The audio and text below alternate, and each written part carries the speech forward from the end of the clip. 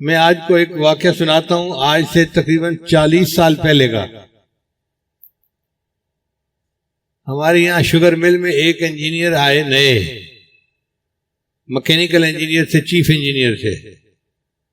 ان کا نام تھا ظفر اللہ گھمن، سرگودا کے علاقے کے تھے۔ کئی مربع ان کے زمین بھی تھی اور 2 بھائی تھے۔ بڑا بھائی فوج میں میجر تھا اور یہ چھوٹا بھائی فوج میں 2nd لیفٹیننٹ ہوا۔ پھر کچھ عرصہ جاب کرنے کے بعد اس نے چھوڑ دی، تو ہمارے چیف انجینئر صاحب ریزائن کر کے چلے گئے، تو مالک نے ان کو انٹرویو کر کے رکھ لیا۔ اب اس نوجوان کی جو پہلی ملاقات تھی نا، اس نے ہمیں بہت متاثر کیا۔ اتنا خوبصورت اس کا جسم، جیسے باڈی بلڈر کا ہوتا ہے نا، چوڑی چھاتی، پتلی کمر، اور اس کے بازو دیکھنے والے، مسل ایسے بنے ہوئے، چل کے آتا تھا تو اس کو دیکھ کے دل خوش ہوتا تھا۔ ایک نوجوان کی صحت ایسی ہوتی ہے۔ بات چیت میں بھی نرم بات کرتے تھے، مزاج میں نرمی تھی، خوش اخلاقی تھی، ہر چیز ان کے اندر اچھی تھی سوائے ایک کے، اور وہ ایک بات بری کیا تھی کہ وہ دہریہ تھا۔ یہ نہیں کہ بے نمازی تھا، سرے سے دین کوئی نہیں مانتا تھا۔ وہ کہتا تھا کہ اللہ نے انسان کو پیدا نہیں کیا، انسان نے اللہ کے وجود کا جو ہے نا ایک تصور گھڑ لیا ہے۔ 3-4 دن بعد مجھے انجینئر نے بتایا کہ جناب آنے والے چیف انجینئر صاحب تو دہریے ہیں۔ میں نے سب کو منع کر دیا کہ اس ٹاپک پہ اس کے ساتھ کوئی بات نہ کرے، اگر کبھی موقع آیا تو میں خود بات کر لوں گا۔ میرا ان کا چونکہ ہر وقت کا واسطہ تھا، کوئی مشین خراب، میں نے الیکٹریکل سائڈ کو ٹھیک کروانا ہوتا تھا، انہوں نے مکینیکل سائڈ کو، تو ہمارا ہر وقت کا مل کے کام کرنا تھا۔ تو میرے ساتھ ان کی بہت اچھی طبیعت جڑ گئی۔ اور ہمارا آفس بھی ایک تھا، بڑا آفس تھا، اس میں 2 ٹیبل لگے ہوئے تھے۔ وہ چیف انجینئر تھے اور میں چیف الیکٹریکل انجینئر تھا۔ خیر کچھ عرصے کے بعد اس نے اپنے بال پر نکالنے شروع کر دیے۔ پہلے تو خاموش رہتا تھا، پھر لڑکوں کو بھی کہنا شروع کر دیا، کیا تم نمازیں پڑھتے ہو، جہالت پھیلاتے ہو، یہ کرتے ہو، وہ کرتے ہو، اور میں تو کامریڈ ہوں، میں تو کمیونزم کو مانتا ہوں، میں تو تھیوری ایولیوشن تھیوری پہ عمل کرتا ہوں، میں تو ڈارون تھیوری کو مانتا ہوں، میں خدا کو نہیں مانتا، میں قرآن پاک کو نہیں مانتا، اس قسم کی باتیں کرتا۔ اب دل آزاری تو ہماری بہت ہوتی، مگر چونکہ جاب تھی تو اس کا تقاضے بھی پورے کرنے تھے۔ میں نے سب کو کہا ہوا تھا کہ جو یہ کہے مجھے بتاتے جاؤ، جواب نہ دو، خاموش رہو۔ اللہ کی شان، وہ اپنے ذاتی معاملات میں مجھ سے مشورہ کرتا تھا۔ مجھے کہتا تھا مجھے دنیا کے کسی بندے پہ بھروسہ نہیں ہے، آپ کے اوپر مجھے بھروسہ ہے، میں اپنی ہر پرسنل بات آپ سے کرتا ہوں۔ خیر کوئی 3-4 سال اس طرح گزر گئے، ہماری دوستی پکی ہو گئی، مگر وہ جاب کے حد تک تھی، جاب کے علاوہ نہیں تھی۔ اس دوران اس نے مجھے کہا کہ میری امی نے مجھے کہا ہے کہ تمہاری عمر 26 سال ہو گئی، اب تمہاری شادی کرنی ہے، جہاں تم کہو گے وہیں شادی کروں گی۔ اب چونکہ لڑکا خوبصورت بھی تھا اور تنخواہ بھی بہت زیادہ تھی، اور اپنا مکان تھا، اور والدین کے والد کے 2-4 مربع زمین بھی تھی، بلکہ باغ تھے کنو کے، کروڑپتی گھر کا بچہ تھا، تو صاف ظاہر ہے جہاں بھی رشتہ جاتا وہ قبول کرتے۔ مجھے کہنے لگا جی کہ بتائیں میں کیا کروں۔ میں نے کہا بھئی آپ اپنا ارادہ ظاہر کریں لوگوں پہ کہ میں آج کل رشتہ دیکھ رہا ہوں، تو جو لوگ انٹرسٹڈ ہوں گے وہ آپ سے رابطہ کریں گے۔ اللہ کی شان دیکھیں جی کہ 5 دن کے اندر کوئی 1000 رشتے آ گئے. کوئی فوج کے جنرل کی بیٹی ہے، کوئی بریگیڈیئر کی، کوئی کرنل کی، کوئی بڑے انڈسٹریلسٹ کی بیٹی ہے، کوئی سیاستدان کی بیٹی ہے. کہنے لگا جی اب میں کیا کروں؟ میں نے کہا بھائی آپ ایسا کریں کہ ان 1000 رشتوں کی ساری درخواستیں پڑھیں، اور جو فیملیز آپ کو ایسے لگتی ہیں نا کہ دین کے اعتبار سے یا اپنے رتبے کے اعتبار سے ہمارے برابر ہیں، ان کو شارٹ کٹ کر لو 50 کے قریب، پھر ان کے ساتھ ذرا ملو جلو تو پتہ چل جائے گا کہ کہاں پہ زیادہ بہتر رشتہ ہے. اس دوران مجھے کبھی اگر اپنے حضرت کے ہاں جانا ہوتا تو میں اسے بتاتا کہ بھئی میں چھٹی پہ جا رہا ہوں، سفرنگ فرام پیر صاحب. مذاق میں نے یہ نام رکھا ہوا تھا کہ میں نے حضرت کی زیارت کے لیے جانا ہے، اس کے بغیر مجھے گزارا نہیں ہونا، تو میں چھٹی کر رہا ہوں، اور ریزن اس کی تھی سفرنگ فرام پیر صاحب. تو وہ ہنستا اور مجھے مسکرا کے کہتا کہ بھئی آپ بھی اتنے لکھے پڑھے بندے ہیں اور آپ بھی جہالت پھیلانے جاتے ہیں. میں نے کہا یہ تو انڈرسٹینڈنگ کی بات ہے، آپ کو نہیں انڈرسٹینڈنگ صحیح بات کی، تو میں کیا کر سکتا ہوں. ایک وقت آئے گا کہ آپ کو جب سمجھ آئے گی پھر آپ پچھتائیں گے. ایک ہمارا ورکر فوت ہو گیا، اس کے جنازے میں سارے لوگ شریک ہوئے، تو اس نے واپس آ کے انجینئر سے بات چیت کی. میں قبرستان گیا تھا اور میں نے 10-15 قبروں کو ہاتھ لگا کے دیکھا، ان میں سے گرم تو کوئی بھی نہیں تھی. یعنی یہ مذاق کر رہا تھا کہ قبر کا عذاب دھکوسلا ہے، سائنس اس کو نہیں مانتی، لہذا یہ فضول چیز ہے. تو کہنے لگا میں نے تو 10-15 قبروں کو ہاتھ لگایا، کوئی بھی گرم نہیں تھی. میرا ارادہ تھا کہ آج میں پھر اس سے بات کروں گا. ہماری میٹنگ لمبی ہوتی گئی. اس دوران ایک انجینئر آیا، مکینیکل کا تھا. وہ اسے کہنے لگا جی کہ میں پریشان ہوں، میری والدہ بیمار ہے، مجھے تنخواہ ایڈوانس چاہیے، یعنی مہینہ ختم ہونے سے پہلے دے دیں. تو اس نے درخواست پہ سائن کر دیے، اور سائن کرنے کے بعد اس نے اسے کہا کہ یار تم ہر وقت روتے رہتے ہو کہ پیسہ آئے گا کہاں پہ، اور میں ہر وقت پریشان رہتا ہوں کہ پیسہ لگاؤں گا کہاں پہ. وہ لڑکا تو چلا گیا. میں نے اس سے بات کی، میں نے کہا دیکھیں ظفر اللہ صاحب، آپ نے جو بات کی ہے نا کہ میں تو پریشان رہتا ہوں کہ پیسہ لگاؤں گا کہاں پہ، یہ تکبر کی بات ہے، اور تکبر کی سزا دنیا میں لازمی ملتی ہے. بڑے بڑے فرعون اور نمرود آئے اور اللہ نے سب کو عبرتناک سزا دی. آپ نے بھی الفاظ ایسے ہی بولے ہیں فرعونوں والے. میرا مشورہ یہ ہے بحیثیت دوست کے کہ آپ توبہ طائب ہو جائیں اور اللہ سے معافی مانگ لیں. کہتے ہیں جتنا آپ اللہ سے ڈرتے ہیں میں نہیں ڈرتا. جب اس نے کہا نا جتنا آپ اللہ سے ڈرتے ہیں میں نہیں ڈرتا، میں نے کہا کہ اچھا پھر اب جو ہے نا کاؤنٹ ڈاؤن شروع ہو گیا، اب دیکھنا پھر تمہارا حشر ہوتا کیا ہے. پھر ہم اپنے ٹیکنیکل باتوں میں لگ گئے.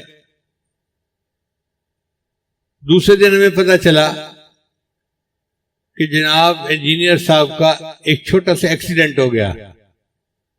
وہ شام کو اپنے سائیکل موٹر پہ جا رہے تھے، زمین پہ گر گئے، چوٹیں آ گئیں، آج ڈیوٹی پہ نہیں آئے. دوپہر کے وقت میں ان کے پاس گیا توا پرسی کے لیے، تو میں نے پوچھا کیا ہوا؟ کہنے لگے بس سائیکل موٹر چلا رہا تھا، نئی موٹر سائیکل تھی اور سامنے گاڑی بھی نہیں تھی، یہی ٹوبا روڈ کے اوپر. پتہ نہیں اچانک آنکھوں میں اندھیرا آیا اور میری سائیکل جو تھی وہ ایک درخت کے اندر جا کر لگی. پھر دوسرے دن وہ اپنے کمرے سے چل کے آ رہے تھے گھر کے لان میں کہ چائے پینی تھی، پھر زمین کے اوپر گر گئے. دیکھنے والے نے بتایا کہ جناب آپ نے ایک پاؤں اٹھایا اور رکھنے کے بجائے دوسرا پاؤں پھر اٹھا لیا، تو جب دونوں پاؤں اوپر اٹھیں گے تو بندہ نیچے گرے گا. اب ان کو فکر لاحق ہوئی، چنانچہ انہوں نے اپنے بھائی کو فون کیا، وہ فوج میں میجر تھا اور یہ صاحب خود بھی فوج میں رہ چکے تھے۔ اس نے ان کو کہا کہ جی آپ اسلام آباد آ جائیں، میں ملٹری ہاسپٹل میں آپ کا چیک اپ کروا دیتا ہوں۔ 1 مہینے کے لیے چھٹی میں چلے گئے اور اس دوران ان کی ٹریٹمنٹ ہوئی تو کچھ بہتر ہو گئی طبیعت۔ واپس آئے، جب واپس آئے تو پھر میں نے کہا دیکھیں ابھی تو ابتدا ہے، آپ ابھی سے رجوع کر لیں، توبہ کر لیں تو زیادہ بہتر ہے، ورنہ پھر یہ ایک سے اوپر ایک جو تھپڑ لگے گا نا وہ تیز تر ہوتا جائے گا۔ تو ہنس پڑا، کہنے لگا میں آپ کے ساتھ بحث نہیں کرنا چاہتا، میری دوستی بہت اچھی ہے، میں کیوں اپنی بات سے ایک دوسرے کے مزاج کو خراب کروں۔ اللہ کی شان دیکھیں کہ ان کے اوپر دوسرا کیا ہوا، اچانک آئی سائٹ خراب ہو گئی اور آنکھوں نے ایک جگہ پہ فوکس کرنا چھوڑ دیا۔ ایک بندہ کھڑا ہے، 2 نظر آ رہے ہیں، اب یہ نہیں پتا کہ یہ اصل بندہ ہے یا یہ اصل بندہ ہے۔ تو یہ تو بہت خطرناک بیماری تھی۔ چنانچہ ان کو سب نے کہا کہ آپ تو فیکٹری کے اندر داخل ہی نہیں ہو سکتے، آپ سمجھیں گے کہ مشین یہاں ہے اور مشین یہاں ہوگی اور ایکسیڈنٹ ہو جائے گا۔ لو جی فیکٹری میں جانا بند، دفتر تک مقید ہو کے بیٹھ گئے۔ 1 ہفتہ اس طرح گزرا، 1 ہفتے کے بعد پھر تیسری نشانی کہ ہاتھوں میں پسینہ ایسا جیسا قطرے ٹپکتے ہیں نا کسی چیز میں سے، قطرے ٹپکنے لگے۔ اتنا پسینہ آتا کہ ڈاکومنٹ کے اوپر سائن ہی نہیں کر سکتے تھے، جو ڈاکومنٹ سائن کرو اسی کے اوپر پسینے کے قطرے گرے ہوئے ہیں۔ اب پریشانی اور بڑھ گئی کہ میں تو کاغذ کے اوپر سائن کرنے کے قابل بھی نہ رہا۔ خیر اس دوران علاج ان کا چلتا رہا مگر معاملہ ایسا ہی رہا۔ پھر اس کے بعد ان کو 4تھے نمبر پہ بخار ہوا، پھر یہ 2 مہینے کی چھٹی پہ چلے گئے۔ 2 مہینے کے بعد میرے دل میں خیال آیا کہ جا کے ان کی طبیعت کا پتہ تو کرنا چاہیے۔ چنانچہ میں یہاں سے گاڑی پہ اکیلا سرگودا ان کے گھر گیا، بڑا عالی شان ان کا گھر تھا۔ خیر مجھے ان کے کمرے تک پہنچایا گیا تو میں نے دیکھا کہ بالکل ہڈیوں کا ڈھانچہ، اتنا یہ بندہ کمزور ہو گیا تھا کہ خود کروٹ بھی نہیں لے سکتا تھا۔ بھائی آ کے کروٹ دیتا تھا تو یہ کروٹ بدلتا تھا، ورنہ خود کروٹ لینے کے قابل بھی نہیں تھا۔ اب میں خاموش بیٹھا ہوں اور میری آنکھوں سے ٹپ ٹپ آنسو گر رہے ہیں۔ یا اللہ یہ اتنا قوی نوجوان تھا، اتنا خوبصورت نوجوان تھا، اور آج اس کی حالت یہ کہ یہ کروٹ لینے کے بھی قابل نہیں۔ اس کو کھانا کھلانا تھا تو اس کا بھائی اس کے منہ میں لقمے توڑ کے ڈال رہا تھا، وہ خود لقمہ توڑ کے کھانے کے قابل بھی نہیں تھا۔ خیر تھوڑی دیر بیٹھے، پھر میں نے کہا کہ میں واپس جاتا ہوں، تو مجھے کہنے لگا کہ آپ تو میری زندگی کے رازدار ہیں، مجھے ایک ایسی بیماری ہے جو لا علاج ہے، اور ہو سکتا ہے میری اور آپ کی یہ آخری ملاقات ہو۔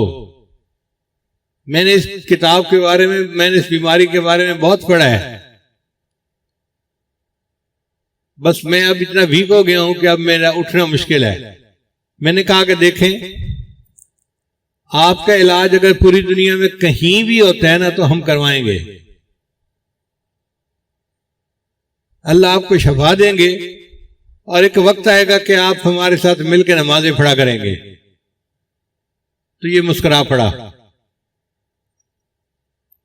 میں نے کہا کہ میں جا رہا ہوں واپس، میں گروپ کے چیئرمین سے بات کرتا ہوں کہ خرچہ کریں اور آپ کا علاج اگر کہیں بھی ممکن ہے تو ہو جائے۔ کہنے لگا ٹھیک ہے۔ لو جی میں غمزدہ دل کے ساتھ واپس آیا، اور میں نے آ کر اپنے گروپ کے چیئرمین سے بات کی کہ ہمارے چیف انجینئر صاحب ڈیوٹی کے دوران بیمار ہوئے اب کمپنی کو تو اتنا فرق نہیں پڑتا، شوگر کی وجہ سے منہ چونکہ خشک ہو جاتا ہے تو مجھے بولنا مشکل ہوتا ہے، اس لیے میں ایک گھونٹ لے لیتا ہوں، اگر پانی پینا ہوتا تو میں 3 گھونٹ پیتا۔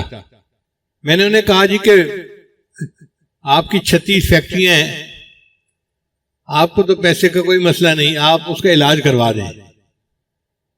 وہ مجھے کہنے لگے بہت اچھا، اب آپ کا یہ پروجیکٹ ہے، دنیا میں جہاں کہیں علاج ممکن ہے آپ اس کا علاج کروائیں، میرے پاس بل لے آنا، میں اپروو کر دوں گا۔ انہوں نے مجھے کھلی چھٹی دے دی۔ میں نے ایک خط لکھا WHO ورلڈ ہیلتھ آرگنائزیشن کو کہ ایک نوجوان ہے، یہ عمر ہے اور یہ اس کی رپورٹس ہیں، اور اس بیماری کا نام ہے میستھینیا گریوس۔ اگر دنیا میں کہیں بھی اس کا علاج پاسبل ہے تو آپ بتائیں۔ انہوں نے جواب میں لکھا کہ جی یہ تو لا علاج بیماری ہے، مگر کینیڈا کے ایک ڈاکٹر کی بیوی کو یہ ہو گئی تھی، اس نے دن رات محنت کر کے بیوی کا کامیاب علاج کر لیا، ہم آپ کو ایڈریس بھیجتے ہیں، آپ ان سے رجوع کریں۔ چنانچہ ہم نے اس ڈاکٹر کو خط لکھا، اس نے جواب دیا کہ میں علاج کر تو سکتا ہوں، مہنگا بہت ہے، ہر دن کے اتنے پیسے لگیں گے، رہائش کے اتنے پیسے، ہوٹل اکاموڈیشن کا اتنا خرچہ ہوگا، ہاسپٹل کا یہ وہ۔ ہم نے کہا بھئی جو مرضی ہو، علاج کروانا ہے۔ اس نے ٹائم دے دیا جی کہ 15 دن کے لیے میرے پاس آ جائیں۔ میں نے ٹکٹ بھی بنوائی، اور اللہ کی شان دیکھیں کہ PIA کی پرواز کینیڈا اس زمانے میں نہیں جاتی تھی، یا جاتی بھی ہوگی تو ہفتے میں کوئی 1 دن، تو مجھے سعودیہ کی فلائٹ ملی۔ میں نے 2 ٹکٹیں بنوائیں، ایک اس کی اور ایک اس کے بھائی کی، تاکہ بھائی اس کو لے کے جائے اور اس کا علاج کروائے۔ پھر میں سارے کاغذات اکٹھے کر کے لے کے گیا، اور میں نے وہاں جا کے ظفر اللہ کو کہا کہ دیکھو ظفر صاحب، آپ کے ویزے بھی لگ گئے، ٹکٹیں بھی بن گئیں، مگر ٹکٹیں سعودی ایئر لائن کی بنی ہیں۔ اب آپ میرے ساتھ وعدہ کریں کہ جب آپ صحت مند ہو کے واپس آئیں گے نا تو آپ واپسی پہ آ کے عمرہ کریں گے۔ تو اس نے ہاں نہیں کی، ایسے سر ہلا دیا، کیونکہ دوستی میں یہ نہ بھی نہیں کر سکتا تھا۔ جب اس نے تھوڑا سا سر ہلایا تو میں نے اس کو بھائی کو کہا کہ دیکھو بھائی، اب انہوں نے میرے ساتھ وعدہ کیا ہے، لہذا واپسی پہ آپ نے عمرہ کروا کے لے کے آنا ہے۔ اس نے کہا جی بہت اچھا۔ لو جی یہ دونوں بھائی کینیڈا چلے گئے۔ اللہ کی شان دیکھیں کہ 10 دن بعد ہمیں اطلاع ملی جی کہ ظفر صاحب ٹھیک ہو کے واپس آ گئے ہیں۔ میں پھر ان کی دوا پرسی کے لیے گیا۔ اب جب ملاقات ہوئی تو یہ چل پھر رہے تھے، تو مجھے دیکھ کے خوشی ہوئی۔ جب آپس میں معانقہ کیا، ملاقات کی، تو یہ مجھے کہنے لگے کھانا پہلے کھائیں گے یا ہم پہلے نماز پڑھ لیں؟ تو میرے لیے تو یہ بہت ہی انتہا کی خوشی کی بات تھی، ایک ایسا دہریہ بندہ نماز کی باتیں کر رہا ہے، اللہ کی باتیں کر رہا ہے۔ تو میں نے کہا نہیں، پہلے نماز پڑھ لیتے ہیں، بعد میں کھانا کھائیں گے اور گپے لگائیں گے۔ اس نے میرے ساتھ نماز بھی ادا کی۔ پھر میں نے پوچھا کہ اپنی کارگزاری سنائیں۔ کہنے لگا جب یہاں سے ہم کینیڈا گئے تو انہوں نے وہاں پہ لٹا دیا، اور پورے جسم کے ساتھ انہوں نے مشینیں لگا دی، پک اپس لگی ہوئی تھیں، یہ بلڈ پریشر ہے، یہ ٹیمپریچر ہے، یہ فلاں ہے، یہ فلاں ہے، یہ فلاں ہے۔ وہ ڈاکٹر بلڈ کو سینٹریفیوج کیا کرتا تھا، یعنی بلڈ کے ساتھ ایک مشین لگاتا تھا تو بلڈ اس کی مشین میں سے جاتی تھی، اور وہاں پہ جو بیماری کا پلازما ہوتا تھا نا اس کو وہ الگ کر لیتا تھا سینٹریفیوگل فورس کے ذریعے سے۔ ڈاکٹر نے 3 دن کے بعد بتایا کہ میں 1 دفعہ سینٹریفیوج کرتا ہوں تو مریض ٹھیک ہو جاتا ہے، اور آپ کا میں 5 دفعہ سینٹریفیوج کر چکا ہوں اور کوئی فائدہ نہیں ہوا، لہذا مجھے لگتا ہے کہ آپ کی بیماری کا علاج کوئی نہیں۔ پھر 2 دن اور گزر گئے۔ پھر اس نے اس کے بھائی کو بلایا اور کہا کہ دیکھو بھئی 7 دن ہو گئے ہیں اور مجھے 1% بھی امید نہیں ہے اس بندے کے بچنے کی، اس نے ہے مرنا، یہیں رہو گے تو 5-10 دن میں یہیں مر جائے گا، اور اگر زندہ چہرہ کسی کو دکھانا ہے تو لے جاؤ اس کو۔ بھائی نے فون کیا تو ماں نے کہا بیٹا جب وہاں علاج نہیں ہے تو پھر میرے پاس لے آؤ، میں کم از کم ایک مرتبہ دیکھ لوں گی، کوئی بات ہی کر لوں گی۔ اب اس کا بھائی اس کو واپس آنے لگا، پتہ چلا کہ سعودی عرب کی بھی فلائٹ ہفتے میں ایک تھی کینیڈا کی اس زمانے میں، اور ان کے پاس کوئی عمرے کا ویزا بھی نہیں تھا، تو بھائی نے اس کو جہاز پہ ڈالا اور جدہ پہنچ گیا۔ اس کا خیال تھا کہ میں جدہ جا کے درخواست کروں گا کہ مجھے پاکستان کی فلائٹ دے دو، مگر وہ بھی فلائٹ فل تھی۔ تو جدہ والوں نے کہا کہ ہم آپ کو 3 دن کا ویزا دے دیتے ہیں، آپ ہوٹل میں رہنے کی بجائے آپ ایئرپورٹ پہ رہنے کی بجائے ہوٹل کے کمرے میں جا کے ریلیکس کریں، اور 3 دن کے بعد جو اگلی فلائٹ ہے نا اس پہ چلے جائیں۔ چنانچہ بھائی اس کو لے کے ہوٹل کے کمرے میں آ گیا۔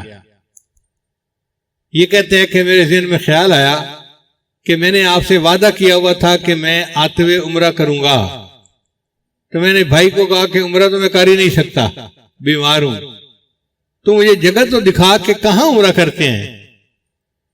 بھائی نے اسے ویل چیئر پہ بٹھایا اور حرم لے گیا۔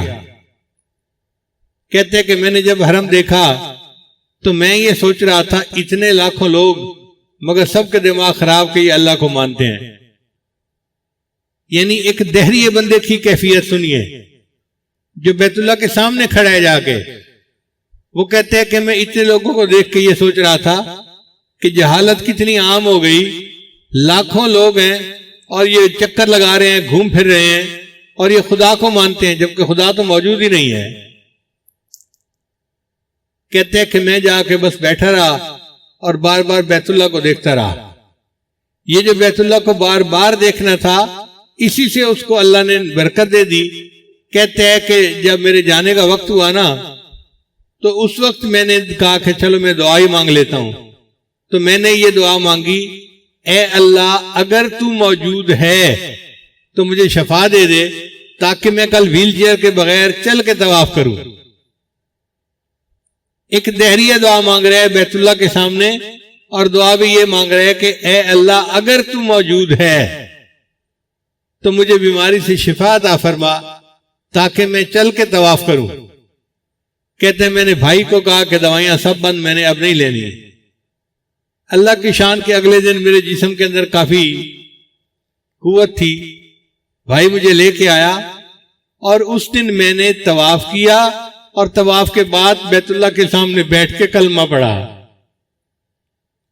اگر ایک دہریہ بندہ بھی حرم میں جا کے دعا مانگتا ہے، اللہ اس کو ایمان جیسی دولت عطا فرما دیتے ہیں، تو ایک مومن اگر وہاں جا کر دعائیں مانگے گا تو اللہ اس کی دعائیں کیوں نہیں قبول فرمائیں گے؟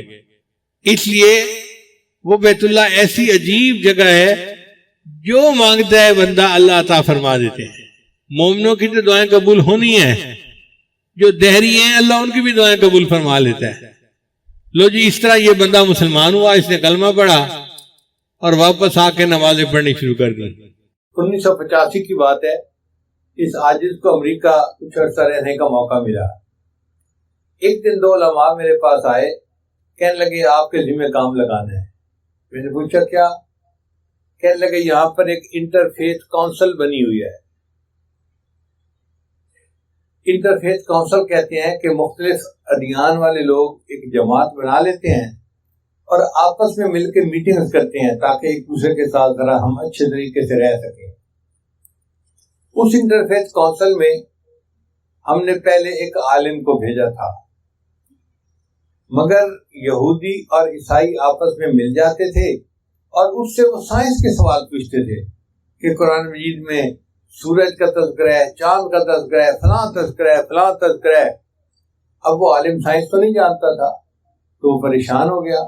اس نے کہا جی کہ میں وہاں نہیں جاتا، یہ تو میرا مذاق اڑاتے ہیں۔ پھر ایک PhD ڈاکٹر تھا اور عالم بھی تھا، ہم نے اس کو بھیجا کہ اس کو دنیا کی بھی تعلیم ہے اور دین کی بھی تعلیم ہے۔ 2 مہینے تو وہ بھی جاتا رہا، مگر اب وہ کیا کرتے تھے کہ اس سے تصوف کی باتیں پوچھتے، روحانیت کے مسئلے پوچھتے تھے. اب اس کو روحانیت کا پتہ نہیں تھا تو کل اس نے بھی جواب دے دیا بھئی اب میں نہیں وہاں جا سکتا، کسی اور کے ذمہ لگاؤ. اب اسلام کے لیے وہاں جانے والا کوئی ہے ہی نہیں. تو ہمیں آپ نظر آئے ہیں jack of all trade but master of none, تو آپ جو ہے وہاں جائیں. میں نے کہا بھائی دیکھیں میں عالم تو نہیں ہوں لیکن بہرحال طالب علم ضرور ہوں، میں آپ کے کہنے پہ چلا جاتا ہوں. چنانچہ میں وہاں گیا، میرا تعارف ہوا اور میں نے ان کو پہلے دن ہی بتا دیا کہ میں عالم نہیں، میں ایک طالب علم ہوں. اگر کسی بات کا جواب مجھے آتا ہوگا تو میں دے دوں گا، اگر نہیں آتا ہوگا تو میں اپنے کسی استاد سے فون پہ پوچھ کے بتا دوں گا. آپ لوگوں کو جواب ملے گا، آج ملے یا کل ملے، ملے گا ضرور. وہ مطمئن ہو گئے. چنانچہ انہوں نے میرے ساتھ ہی تماشے شروع کر دیے. کبھی وہ صرف نحو کو لے کے بیٹھ جاتے، کبھی وہ روحانیت کو لے کے بیٹھ جاتے، کبھی سائنسی باتوں کو لے کے. لیکن ان کو محسوس ہو گیا کہ ہم جس ٹاپک پہ بات کرتے ہیں یہ بندہ آگے سے جواب دے دیتا ہے، یا پھر کہتا ہے کہ میں کل آپ کو اس کا جواب دے دوں گا، مطمئن کر دیتا ہے. تو کئی مہینے میرا وہاں جانا ہوتا رہا. اب آنے جانے میں ایک دوسرے کے ساتھ ذرا شناسائی بھی ہو جاتی ہے. ایک دفعہ میٹنگ ختم ہوئی تو جو سیکرٹری تھا نا وہ کہنے لگا کہ جی اگلی میٹنگ کا ایجنڈا کیا ہوگا. تو میں نے اسے کہا کہ اگلی میٹنگ کا ایجنڈا یہ ہونا چاہیے کہ جس دین والوں کے پاس جو آسمانی کتاب ہے، ہولی بک ہے، وہ اس کی تلاوت کریں. ہم تورات کی تلاوت بھی سنیں گے، انجیل کی بھی سنیں گے اور قرآن کی بھی سنائیں گے. اس کو آئیڈیا بڑا اچھا لگنے لگا، برائٹ آئیڈیا مسٹر احمد. چنانچہ طے ہو گیا جی کہ اگلی میٹنگ میں ہر مذہب والے اپنے جو آسمانی کتاب ہے اس کی تلاوت کریں گے. اب جب میٹنگ شروع ہوئی تو اس نے میرا نام لیا کہ مسٹر احمد نے پچھلی دفعہ یہ مشورہ دیا تھا تو اس لیے میں انہی کے ذمہ لگاتا ہوں کہ یہ ہمیں قرآن سنائیں.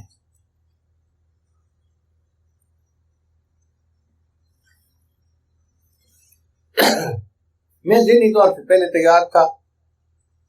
حضرت علی عنہ کا قول ہے اللہ نے جو کچھ آسمانی کتابوں میں اتارا اس کو اللہ نے قرآن مجید میں اتار دیا، اور جو اللہ نے پورے قرآن میں اتارا اس کو اللہ نے سورہ بقرہ میں اتار دیا، اور جو کچھ اللہ نے سورہ بقرہ میں اتارا اس کو اللہ نے سورہ فاتحہ میں اتار دیا. اسی اس کو کہتے ہیں فاتحۃ الکتاب، کتاب کا opening chapter, summary of the book. پورے قرآن مجید کا خلاصہ ہے سورہ فاتحہ. تو میں نے سورہ فاتحہ کی تلاوت کی اور اس کا ترجمہ کو سنا دیا کہ بھئی یہ قرآن مجید کا خلاصہ ہے. میرے بعد ایک عیسائی پادری بیٹھا ہوا تھا، اب اس کی باری تھی.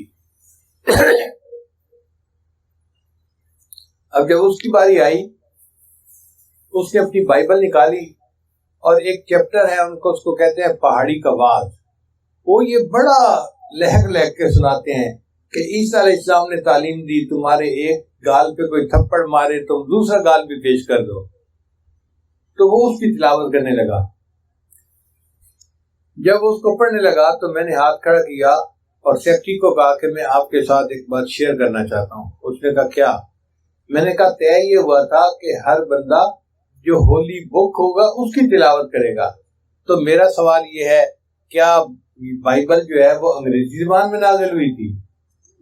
وہ تو سریانی زبان میں نازل ہوئی تھی اور یہ انگریزی پڑھ رہا تھا، یہ ترجمہ وہ اس کا کتاب تو نہیں نہ یہ. میں نے کہا ہمیں تو ورڈ آف گاڈ چاہیے، اللہ کا کلام کیا تھا. اب وہ پھنس گیا، اب چپ بیٹھ کے دیکھتا رہا. اس کے آگے یہودی ربائی بیٹھا تھا، وہ بہت کانٹا آدمی تھا، بہت ترار آدمی تھا. اس نے یوں کر کے میری طرف دیکھا اور مجھے کہنے لگا mister Ahmed let me tell you loud and clear, میں آپ کو بلند آواز سے صاف بات کر رہا ہوں، جتنے ادیان دنیا میں ہیں کسی کے پاس ورڈ آف گاڈ موجود نہیں. ہمارے پاس صرف مختصر ترجمے ہیں ان کے. صرف مسلمان ہیں جن کے پاس اصلی شکل میں قرآن مجید موجود ہے. انا نحن نزلنا الذکر وانا له لحافظون، بے شک اس قرآن مجید کو ہم نے ہی نازل کیا اور اس کی حفاظت کے بھی ہم ہی ذمہ دار ہیں. تو الحمدللہ یہ نبی علیہ السلام کا معجزہ ہے، کیونکہ آپ کی نبوت دائمی ہے اس لیے قرآن مجید ہمیشہ محفوظ رہے گا، اس کو کوئی مٹا نہیں سکتا. ایک مرتبہ جرمنی جانا ہوا. شہر کا نام میں ارادتاً نہیں بتاؤں گا. تو وہاں ایک مرتبہ اس عاجز نے کچھ اللہ کی مدد، اللہ کی نصرت کے متعلق بیان کیا. بعد میں کھانے کا وقت آ گیا تو کھانے پہ ایک پاکستانی انجینئر صاحب ملے جو وہاں کافی عرصہ سے سیٹل تھے. مجھے کہنے لگے جی میں آپ سے ایک بات عرض کروں. میں نے کہا کیا؟ کہنے لگے اللہ تعالیٰ مولویوں کی بڑی فیور کرتے ہیں. میں نے کہا بات تو سچ ہے. اب چونکہ کھانا کھا رہے تھے پھر وہ کھانا کھانے لگے. پھر کچھ دیر کے بعد کہنے لگے جی اللہ تعالیٰ مولویوں کی بڑی فیور کرتے ہیں. اب میں نے دیکھو ظاہر میں کہ وہ تو بے شک نہ داڑھی تھی نہ کچھ تھا، ایک عام جیسے انجینئر کی زندگی ہوتی ہے. ایک خوبصورت نوجوان تھا، عام زندگی گزارنے والا. جب کھانا ختم ہونے لگا نا تو پھر ذرا میرے وہ قریب ہو کے بیٹھ گیا. پھر کہتا ہے جی اللہ تعالیٰ مولویوں کی بڑی فیور کر. اب مجھے سمجھ لگی کہ یہ کچھ کہنا چاہتا ہے لیکن ذرا اس کو وقت چاہیے، علیحدگی چاہیے. تو وہ ہم لوگ الگ کرسیوں پہ جا کے بیٹھ گئے. میں نے اس سے پوچھا آپ کیا کہنا چاہتے ہیں جو بےتاب ہے اتنی دیر سے؟ کہتے ہیں جی اپنا واقعہ سنائے. کہنے لگا جی میں نے لاہور سے انجینئرنگ کی، پھر یہاں ایک کمپنی میں میری نوکری لگی، بہترین نوکری، زبردست تنخواہ، اور میں انٹیلیجنٹ بھی بڑا. میں پچھلے اتنے سالوں سے اس کمپنی میں نوکری کر رہا. ہمارے دفتر میں یہاں کے ماحول کے مطابق مرد بھی انجینئر ہیں، لڑکیاں بھی انجینئر ہیں. تو ایک لڑکی انجینئر جرمنی کی، وہ ہماری کولیگ تھی، اتنی خوبصورت تھی کہ دیکھ کے بندہ سوچتا تھا کہ اللہ نے ایسی بھی مخلوق پیدا کی ہے، اور اس کے ساتھ ساتھ اتنی ذہین اور اتنے اچھے اخلاق والی کہ دفتر کے جتنے جوان لڑکے تھے ہر ایک وش کرتا تھا کہ میرے ساتھ اس کا تعلق جڑ جائے. جرمن بھی اسی کوشش میں لگے ہوئے تھے، دوسرے بھی کسی کوشش میں، مگر اس کی زندگی بڑی کلین نظر آتی تھی. وہ کام کی بات کرتی تھی، جو ذرا کام کی بات کے علاوہ کرتا تھا ایسا جواب دیتی تھی کہ اگلے کو جرت ہی نہیں ہوتی تھی بات کرنے. ہم لوگ دوپہر کے وقت چھٹی ہوتی تو پھر کھانا کھا لیتے تھے، کمرہ بنا ہوا تھا.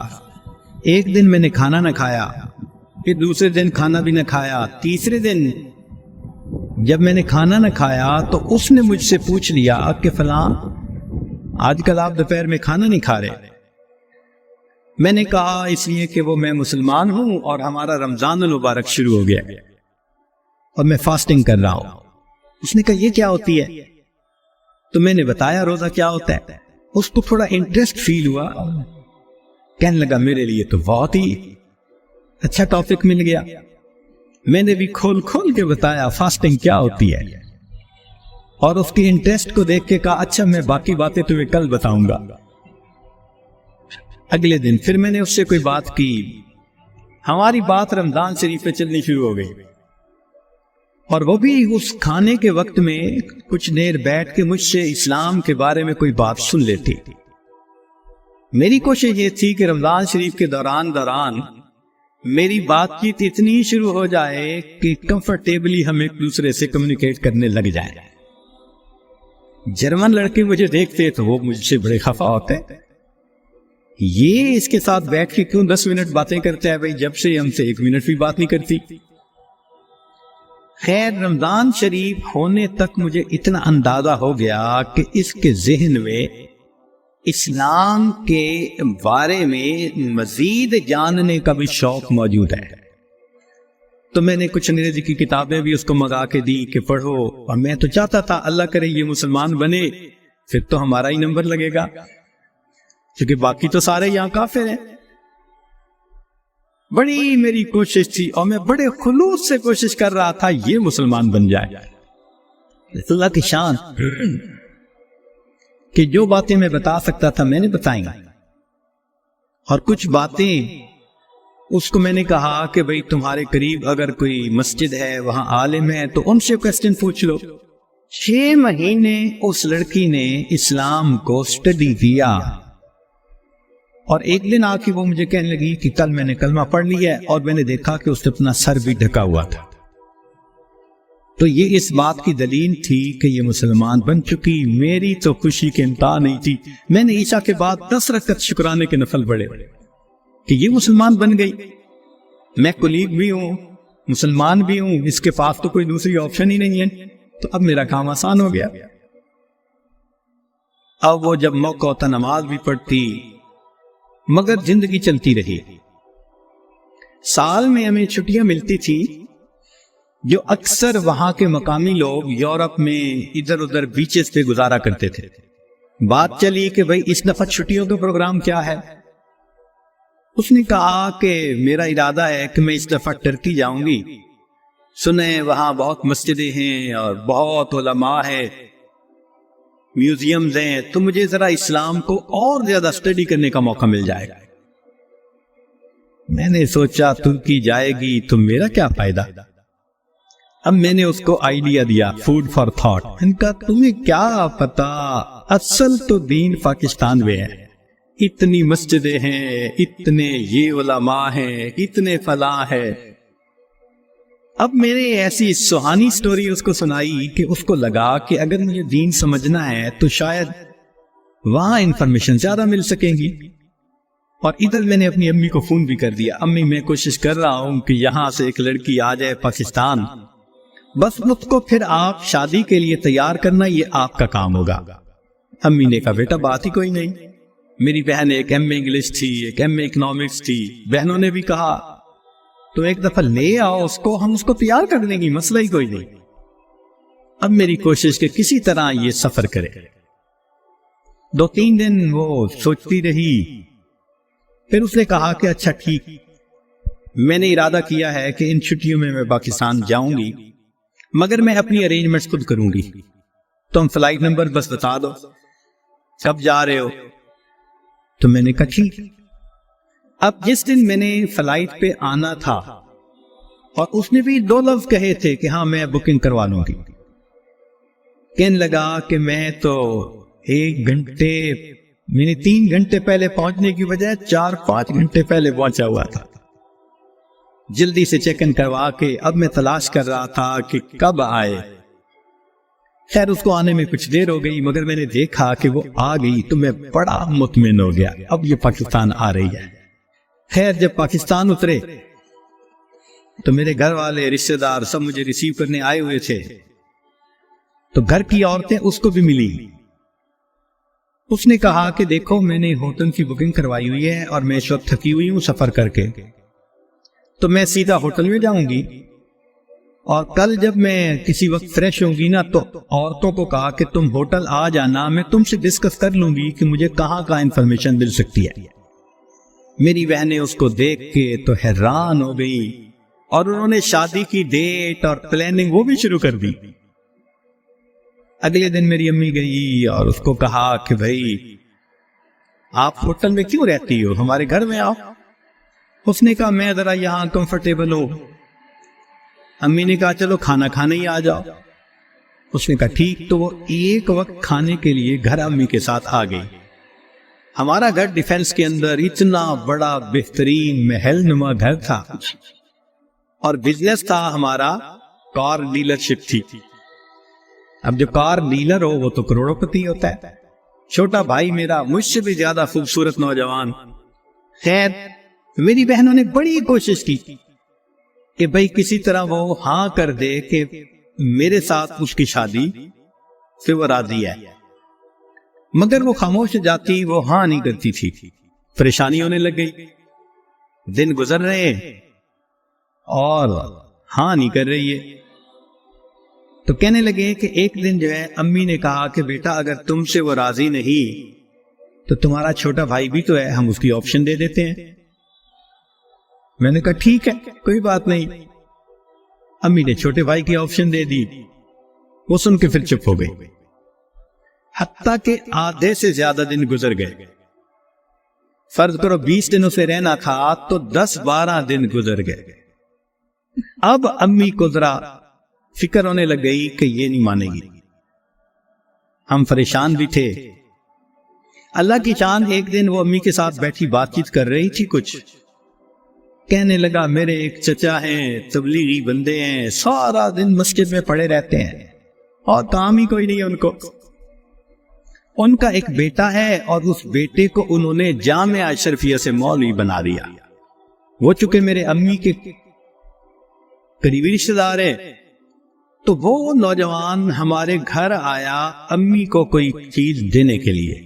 تو اس لڑکی کی ذرا دور سے نظر پڑ گئی کہ ایک بندہ ہے، داڑھی والا بھی ہے، ٹوپی بھی ہے اور وضاحت بھی دینی ہے. اس نے میری امی سے پوچھ لیا یہ کون ہے؟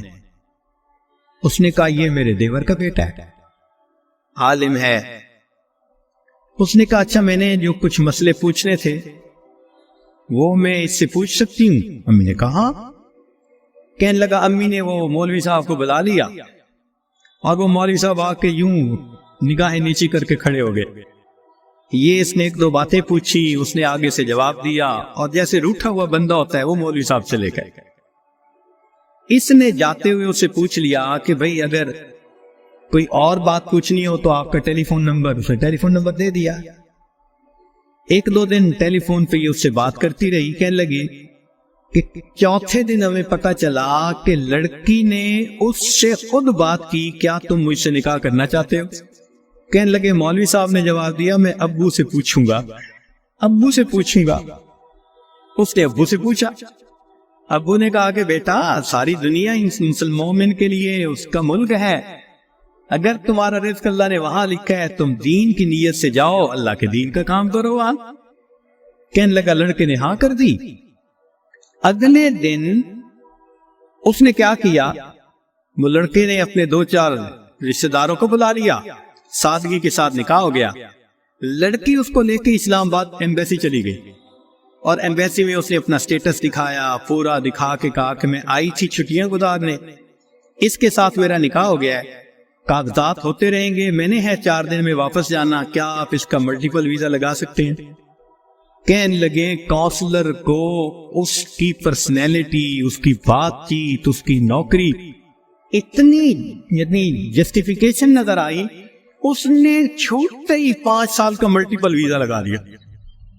کہنے لگا چھٹیاں ختم ہونی تھی، وہ لڑکی اپنے وہ جو مولوی صاحب خاوند تھے ان کے ساتھ چلی گئی، محنت میں نے کی، اللہ نے فیور مولوی کی کر دی. وَهُوَ يَتَوَلَّى الصَّالِحِينَ، وہ اللہ نیکوکاروں کا سرپرست ہے. میں آپ لوگوں کو ایک گورنمنٹ آفیسر کا واقعہ سناتا ہوں. وہ سیکٹری انٹیریئر تھا. سیکٹری انٹیریئر جو ہوتا ہے نا، پورے ملک کی پولیس اس کے تحت ہوتی ہے، تھانے اس کے تحت ہوتے ہیں، تو بڑی پوسٹ تھی اور وہ ٹکا کے رشوت لیتا تھا، کروڑوں کی ملکیت کا مالک بن گیا. اس کے بھائی نے اسے کہا کہ بھائی جان میں نے فلاں کالونی میں گھر خریدا ہے، اس کے ساتھ والا گھر خالی ہے، اگر آپ کہیں تو آپ کے لیے بھی خرید لوں. تو پیسے کی تو کمی تھی نہیں، اس نے کہا میرے لیے بھی خرید لو. لو جی، دونوں بھائیوں نے ساتھ ساتھ گھر خرید لیے.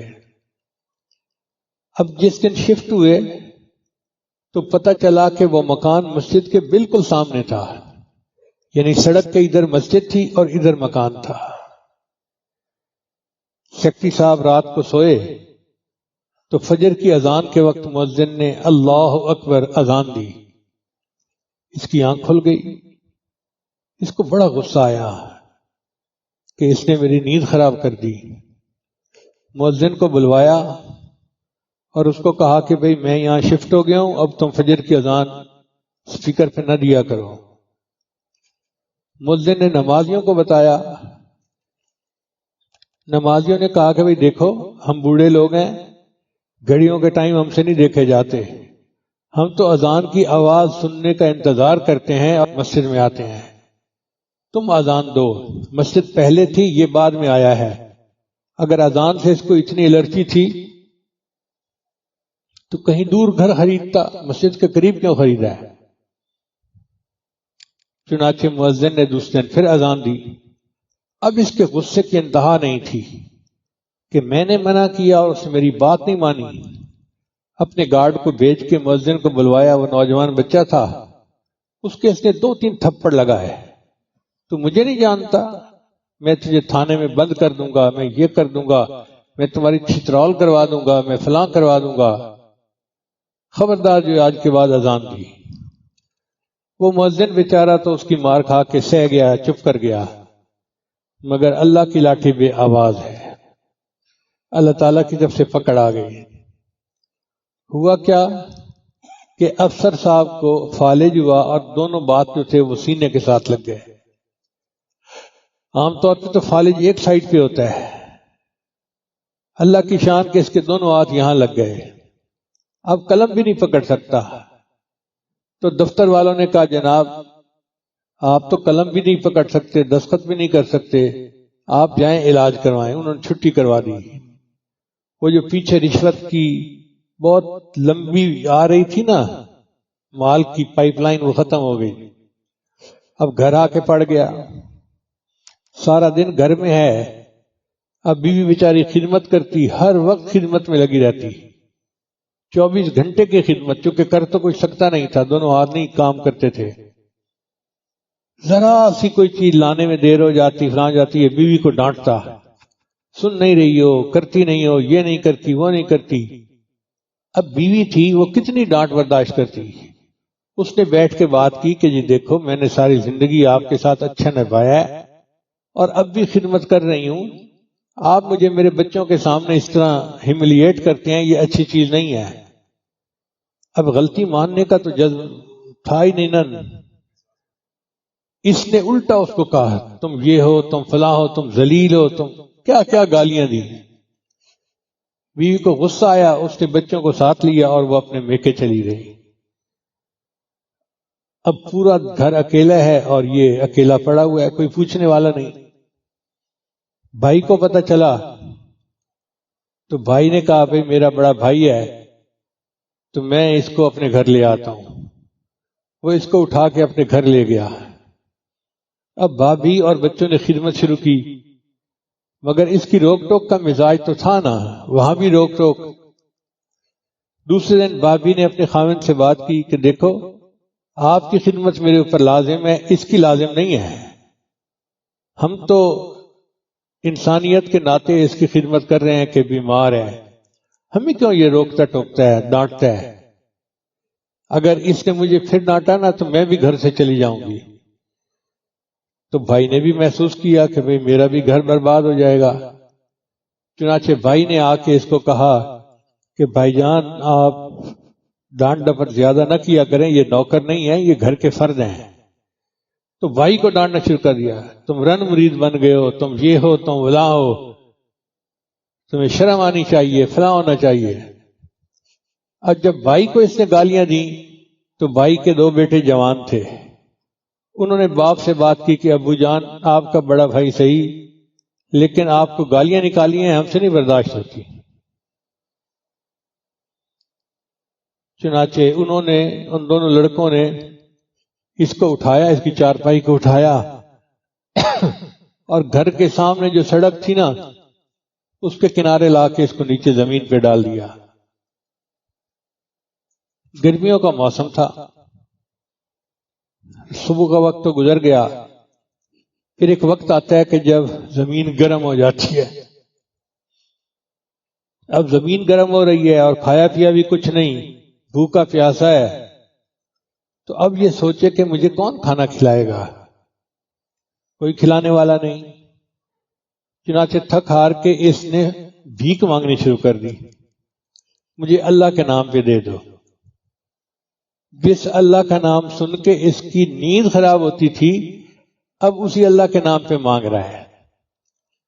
ایک کالج کا لڑکا گزر رہا تھا، اس نے اس کو 10 روپے دیے، تو یہ اسے کہتا ہے کہ نہیں مجھے پیسوں کی ضرورت نہیں ہے، مجھے کھانا لا کے دو۔ خیر وہ لڑکا گیا اور ایک روٹی لے کے آیا تندور سے۔ اس نے کہا جی کہ مجھے کھلاؤ، میں تو کھا نہیں سکتا۔ اس نے کہا میرے پاس تو اتنا ٹائم نہیں ہے کہ میں آپ کو کھانا توڑ کے کھلاؤں، مجھے تو سکول کالج پہنچنا ہے، میں رکھ کے جا رہا ہوں۔ اب جب وہ روٹی زمین پہ رکھنے لگا نا تو اس کو خیال آیا کہ میں تو اپنے ہاتھوں سے اٹھا کے کھا ہی نہیں سکتا۔ چنانچہ اس نے اسے کہا کہ یہ روٹی مجھے پکڑا دو۔ کیسے پکڑائیں؟